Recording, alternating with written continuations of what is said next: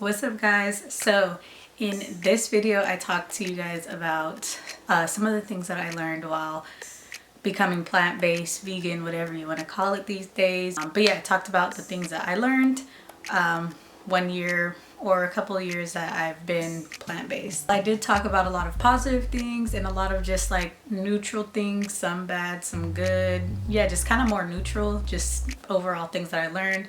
I wanted to dive deeper into it and talk about some of the not so glamorous things that I've learned, or the not so good side, some of the downfalls, some of the cons of being vegan or plant-based. Yeah, that's what we're going to talk about in this video, is some of the, the not so glamorous side of being plant-based or vegan.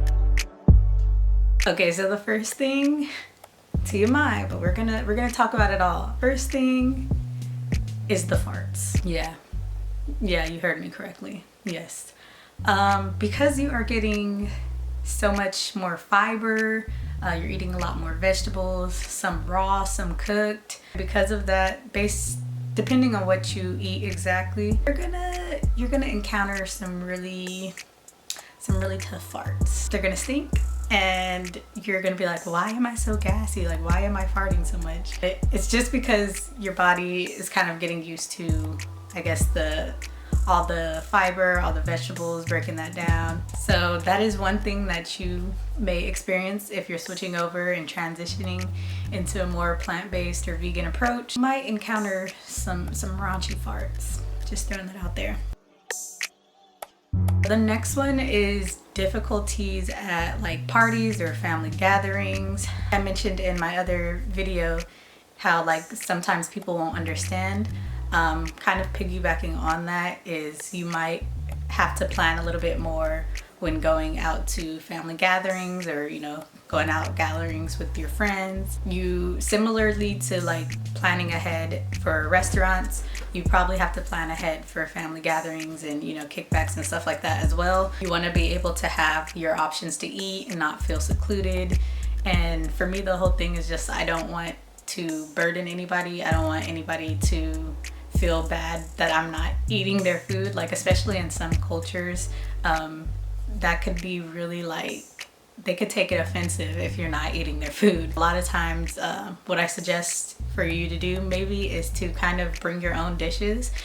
That way that you're kind of like getting 2 in 1, meaning like you're being able to eat food that you enjoy and you're also contributing. Maybe like if other people want to try, you'd be surprised, they'd probably like some of the stuff that your plant-based options. Yeah, just kind of plan ahead, make your own dishes to bring to like potlucks and all that good stuff. That way you don't feel excluded and you don't make them feel offended. And then also just so that, it could be very tempting sometimes, especially when you're first getting started.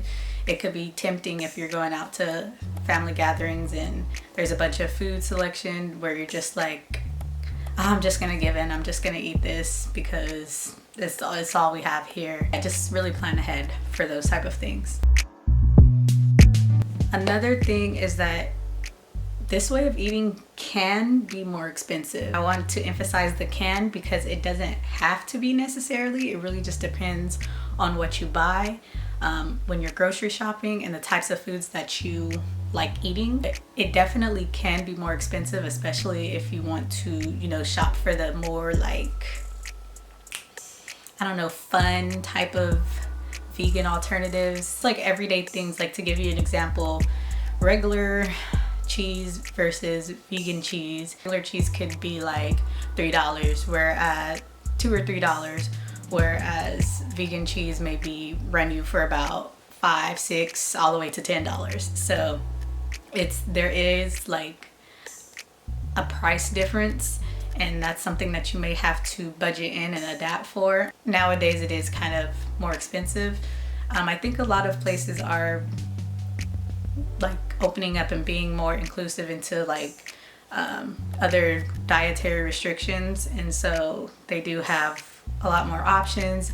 And I think the more options that we get, the less expensive it has to be when you're trying to shop for those items and those alternatives. But just know that yes, sometimes it is going to be a little bit more expensive. You are going to have to pay a little bit more for items that that you would otherwise not have to pay as much for the same type of things. Especially if you're traveling, it's going to be a little bit more expensive, because if you're just kind of on the go and you have to eat out a lot, the plant-based options and the vegan options for that while you're on the go and out eating tend to be a lot more expensive than like just, I don't know, getting some McDonald's or something like that, or just even at like gas stations and convenience stores, stuff like that. They are going to be a little bit more expensive to be able to accommodate your dietary needs. Just know that ahead of time. It is kind of sucky, but at the same time, it's all about what you prioritize.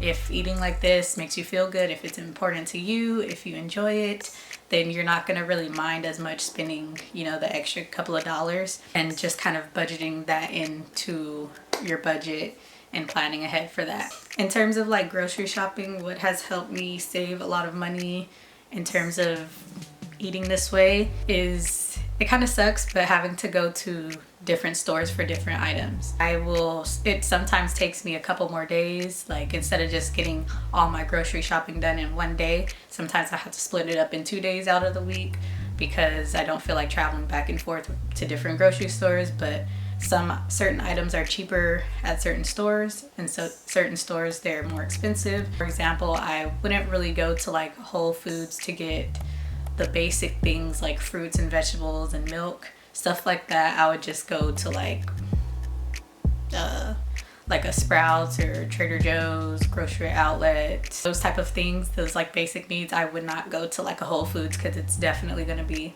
a lot more expensive. I would only go to like Whole Foods and kind of splurge on stuff that is like very specific foods that I know that other retailers are not going to carry, like a certain type of flour, or certain type of snack that I know that only they're gonna have. That's kind of my 2 cents on it, and how you could kind of save. Just know that it doesn't have to be more expensive. Like I said, again, I just want to stress that it can be, but it doesn't have to be, because if you are buying mainly just like fresh produce, like fruits and vegetables, or canned goods, or buying in bulk for things like oats and beans, those things are not going to be as costly no matter where you go. Like, the produce is not going to be as expensive as like buying those, I don't know. You could always find deals on certain things. Instead of buying fresh berries, you could buy frozen berries, and save a little bit of money. So there's ways to go around it, and it doesn't have to, you know, break the bank for you. You just kind of have to figure out what foods you like and kind of stick to that. And like I said, try to go to different stores for different deals. But yeah, that's pretty much it. I just kind of wanted to make this short and sweet, because I was reviewing that video and I felt like there are certain things that I was missing out on that I didn't touch upon, like the not so glamorous side. But I feel like, personally for me, the positives outweigh the negatives, and that's why I continue to eat this way. So you just have to find whatever works for you. And if at any point it starts to feel restrictive, just stop. Like, it's not that deep. You don't have to go by the books. Yeah, it should never feel like you're missing out on stuff, because, you know, food is so abundant, and, you know, you only have one life. So just like, eat what you want, do what you want. Obviously, if you have like a food allergy that makes you eat plant-based, then there's ways to work around that. But yeah, it should not feel super restrictive.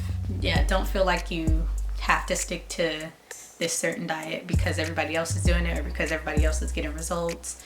Do it for you. If it's not working for you, switch stuff up. Or you could be more laissez-faire about it and eat mainly plant-based, but still have like whey protein, or still eat eggs every now and then. Like, do whatever feels good for you. That's it for this video. I'll talk to you guys in the next one. Make sure that you hit that thumbs up button and subscribe if you're not already subscribed, because what are you waiting for? Just do it. I'll see you guys in the next video. Peace.